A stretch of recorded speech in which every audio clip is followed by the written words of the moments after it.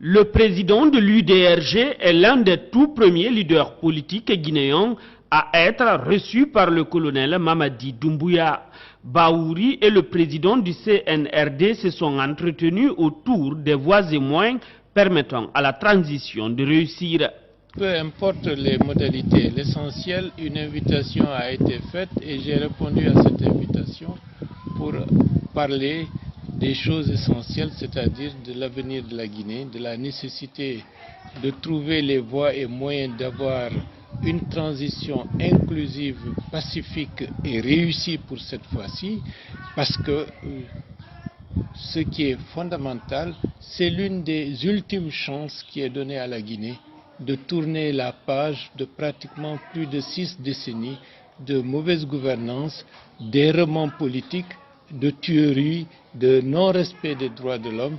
Et donc c'est une ultime chance et toutes les actions doivent concourir à faire en sorte que la transition puisse réussir. Il n'est pas question d'aller pour essayer de tirer la couverture de son côté.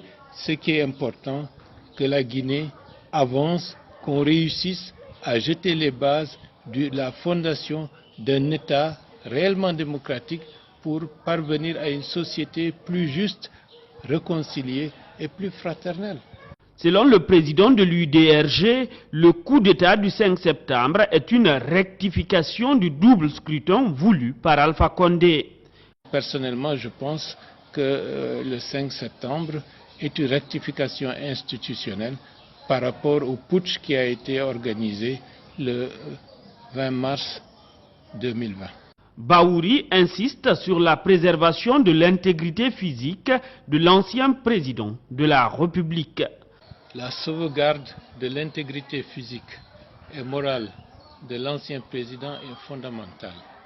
C'est notre responsabilité à nous tous de faire en sorte que M. Alpha Condé et ses proches qui peu ou prou seront interpellés ou sont interpellés puissent être sécurisés en ce qui concerne leur intégrité physique et morale.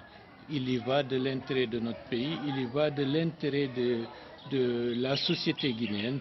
Il ne faut pas ouvrir, disons, une période qui pourrait être assimilée à des règlements de compte et à des disputes inutiles qui pourraient affecter l'ensemble du processus.